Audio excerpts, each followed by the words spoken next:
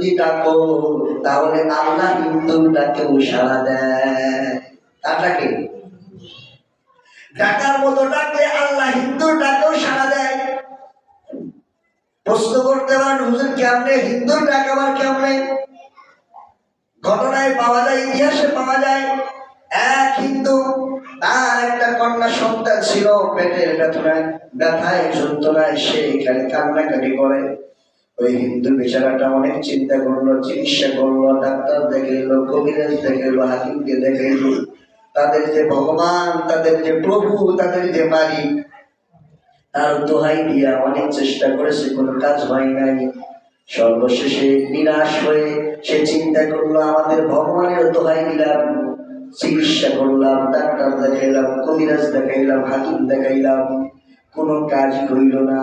এখন দেখি মুসলমানের যে প্রভু আছে, মুসলমানদের যে ভগবান আছে, তার কাছে একটু বলি, দেখি সাহায্য করে কিনা। কি করতেছে হিন্দু বেচারা? আল্লাহর কাছে চাওয়ার জন্য চিন্তা করলো কিভাবে চাওয়া যায়।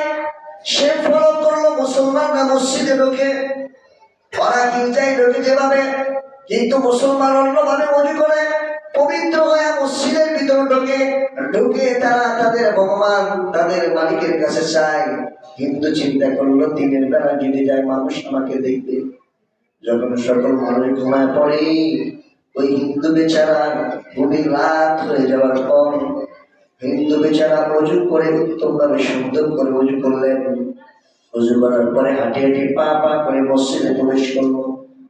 মসজিদে প্রবেশ করার পর হিন্দু বেচারা বসে, সে তো নামাজ কোনো কিছু বোঝে না, মসজিদে বসে বলে ভগবানী আমি চিকিৎসা করলাম, ডাক্তার দেখাইলাম, কবিরাজ দেখাইলাম, হাকিম দেখাইলাম, আমাদের যে ভগবান আছে তার দোহাই দিয়ে কতই চেষ্টা করলাম, কিন্তু আমার মেয়ের পেটের ব্যথা তো দূর হয় না।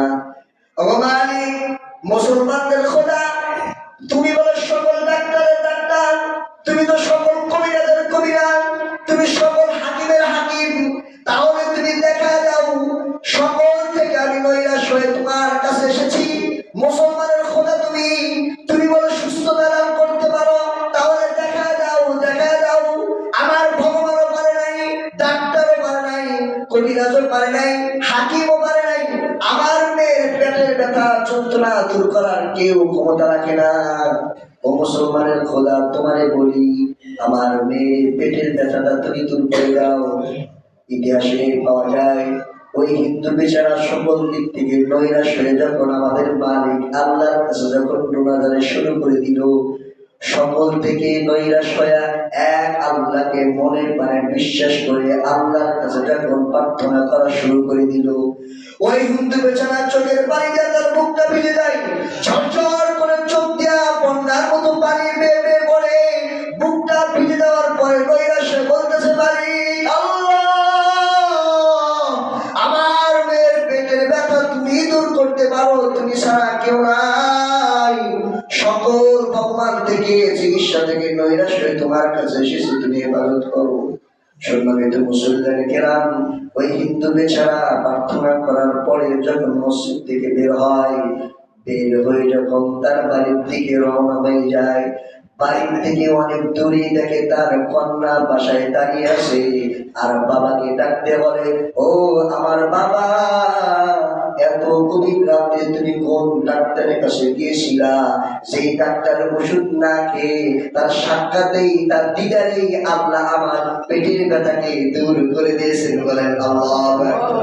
সম্মানিত মুসলমান কেরাম, ওই মেয়ে যখন বাবারে বলে, তখন বাবা বলতেছে চোখের পানি ছিঁড়ে দিয়ে বলে, ও মা, দুনিয়ার কোন ডাক্তারের কাছে আমি যাই নাই, দুনিয়ার কোন কবিরাজের কাছে আমি যাই নাই, দুনিয়ার কোন হাকিমের কাছে আমি যাই নাই।